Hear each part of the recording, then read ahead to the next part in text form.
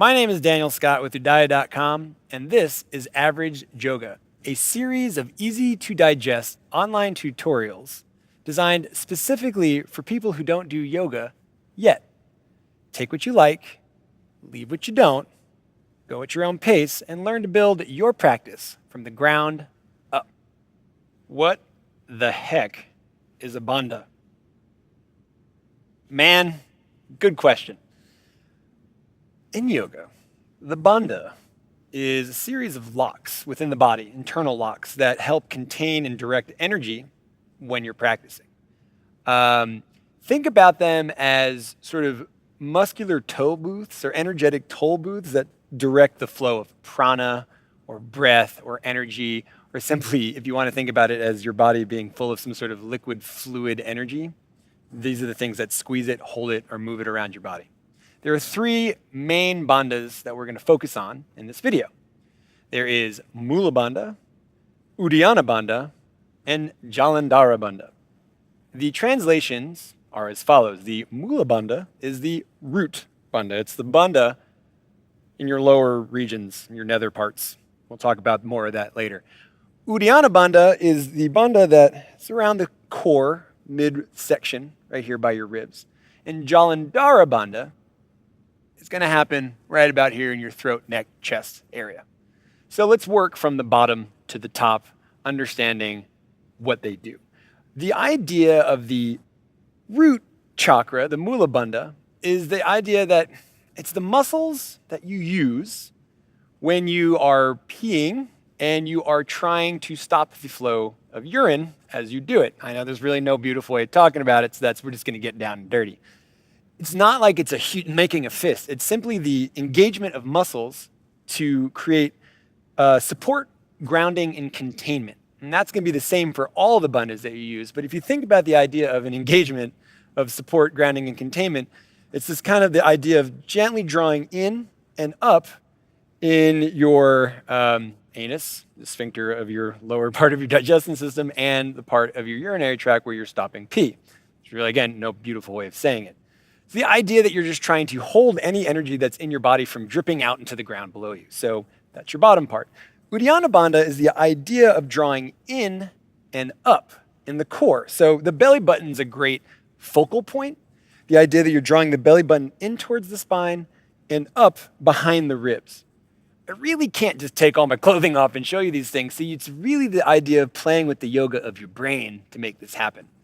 Mula bandha is the lower part, udayana is the in and up of the mid part, jalandhara bandha is the in and down. So if you look at this idea that the nose draws in and then the chin lowers down, this contains energy from radiating out into the ether around you.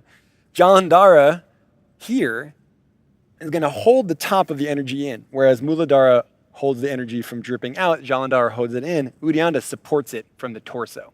So if you think about these three locks within the body, these dams of energy that control the support that you have internally for your practice. So going from the top to the bottom, how you can work on these different bandhas are as follows. If you take a small fist under your chin, take your finger to your nose, draw your nose into the back of your head, and then lower the chin into the fist, and then remove the fist, but keep that same space. If you want to lower it all the way, that's fine, but it's not about touching the nose to the ground. It's about drawing the nose in, lowering the chin to the top of the chest, and maintaining shoulders down the spine, shoulders above the hips, and find a nice long spine. I like to think that I'm holding a very tiny hand grenade that if I let go, blows up. This is how I contain my energy. Now for Udayana bandha, think about the navel drawing in and lifting up. So there's a lot of, this is perhaps where you can get the most muscular, energetic connection in your bandhas. Make a core connection that if like you're getting ready for someone just to deck you right in the belly, it's like, you don't want to, you don't want to be soft for that. You want to be strong. So you engage in and then gently try to find a lift up. And that one takes the core engagement and it brings it more to the muscles behind the ribs.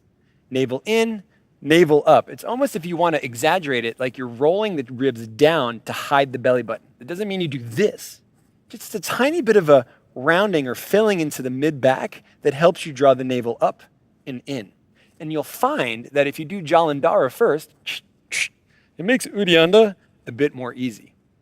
Also, pro tip, using that exhale to make that Udayana happen could really help. So inhaling long, exhaling navel in, and then up, and then Jalandhara, and then maybe you can hold it for 3 seconds and then relax. But all this to be said, the most important one to work on, one of my favorites, you can do it anywhere with no one noticing, is the mula bandha. Now the mula bandha, the best way I could describe this one is that you're trying, after the whole peeing and stopping thing, is that you're trying to squeeze your butt without engaging your butt cheeks. It's like you're trying just to kind of clench your, little sphincter right there, like boop, like that. I like to think, and maybe you'll never ever get this image out of your head, that I'm trying to pick up a tissue out of the box using just my anus. I said it, you heard it, and now it's in there. It's this idea of a gentle containing and lifting up and in. Now, all of the bandhas that we work with are holding the energy in or containing the energy in. So if you think about this magical part, kind of this magical point in the center of your body that everything's drawing up and into, these are where these locks create a container that hold energy. So let's start from the ground up. Try to lift that tissue. Try to stop peeing, or if you haven't started already, for your mula bandha. Then navel in and up, Jalandhara, and you'll find this actually helps you stack the shoulders over the hips more, create a longer spine, and a relaxed shoulder girdle. Again, if you start tensing in the body, try to relax and start from the bottom up, or maybe from the top down, maybe from the middle out. Regardless of how you do it, focusing on these 3 bandhas in every posture is going to give you a new relationship to your muscles, your skeleton, your breath, and your practice. Now again, that might just be for asana poses in classes, but try these when you're running, when you're just walking around, when you're in the supermarket in line. How can you engage to feel that you're holding on to the things that you need and letting go, or letting the things that you don't wash over you, wash past you, and just let go of the chaos around and control the things that you can. These bandhas are great things to work on in the yoga of life. Now again, think about this as you go forth into whatever you do throughout your day, and ask yourself, how am I keeping what I need and letting go of the things that I don't? Food for thought. Hope that worked out for you. So, how'd all that land for you? Hopefully it sparked a fire, and if you're looking to fan the flame, head over to UDAYA.com and enter the promo code AVERAGE JOGA, JOGA.